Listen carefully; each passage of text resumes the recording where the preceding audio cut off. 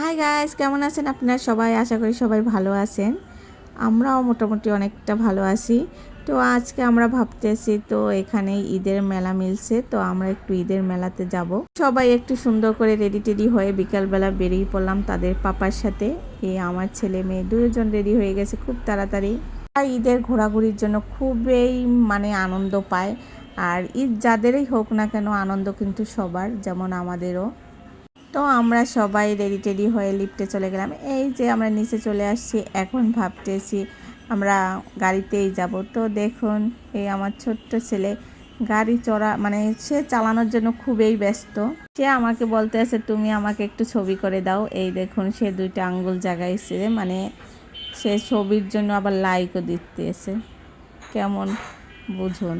তারপর মেলাতে ঘুরেই গিয়ে এই যে আমি 10 টাকার বাদাম কিনে খেলাম, কারণ মেলাতে আসা মানেই বাদাম ভাজা পোড়া খাওয়া।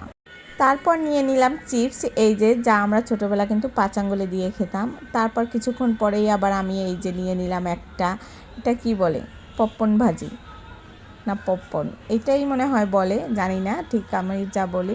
তারপর আমরা মেলা থেকে বের হয়ে যাব। তো দুই ছেলে মেয়েকে আমরা দুইটা বাঁশি কিনে দিলাম, লাল আর নীল, যাতে তাদের চিনতে পারে যে কার কোনটা বাঁশি। তো দুজনে নিয়ে নিল। এই যে এখন আমরা আবার গাড়িতে উঠে পড়ব বাড়ির উদ্দেশ্যে। যেহেতু আমরা সন্ধ্যার দিকে বেরোচ্ছি, বেশি ঘোরাঘুরি আর করে নেই, আমরা বাসায় চলে এসেছি। দেখুন কি করতেছে। তো পরের দিন আমার ননদ আসছিল, তো তাকে নিয়ে আমার ননাস, তাকে নিয়ে আমরা চলে গেছিলাম মন্দিরে পরের দিনে। তো আমার ছেলে মেয়ে দেখুন গিয়েই ধূপকাঠি আর মোমবাতি ঠাকুরের নামে ধরাচ্ছে তারা দুজনে, আর সাথে ছিল আমার ননদ। মন্দিরে আসলে আসলেই মনটা অনেক ভালো লাগে, খুব ভালো পরিবেশ। তাই কেন জানি না, আজকে আমরা যাবার পর মন্দিরে দেখলাম অনেক লোকজন আসছে। তো কোনো পূজা ছিল কি না আমরা হয়তো বা জানি না, তবে আমরা যে কারণে যাবার, সে কারণে আমার ননদ যাওয়ার কথা ছিল, এই কারণেই আমরা গিয়েছিলাম মন্দিরে। তো মন্দিরে যাবার পরে তারা কিন্তু মোমবাতি এই যে অলরেডি ধরিয়ে দিছে। আমি আবার চারদিকটা ঘুরে দেখাচ্ছিলাম যে মন্দিরটা কেমন আমার জামাইকে, সে আবার দেখতেছিল। এইবার মন্দিরেই আমরা এই ছুটির পরে এই দিনেই শুধু আসছিলাম, একদিনেই, কারণ বেশি দিন আমরা আসতে পারি নাই, কারণ চারিদিকে বেশি একটা ঘুরতেও পারি নাই। আর এদিকে আমার এই জামাই বসে আছে, দেখুন সে চুপি সারে বসে আছে।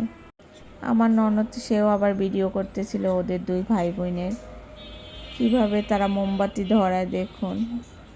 তারপর আমার ছেলে মেয়ে এগুলো কাজ সেরে চলে গেছে একটু খেলাধুলা করতে। এই দেখুন কি করতেছে, মন্দিরে গেলে তারা মন্দিরে গেলে খেলার জন্যই ব্যস্ত হয়ে পড়ে। দেখছেন তারা কি করতেছে। আজকে এখানেই ভিডিওটা শেষ করলাম।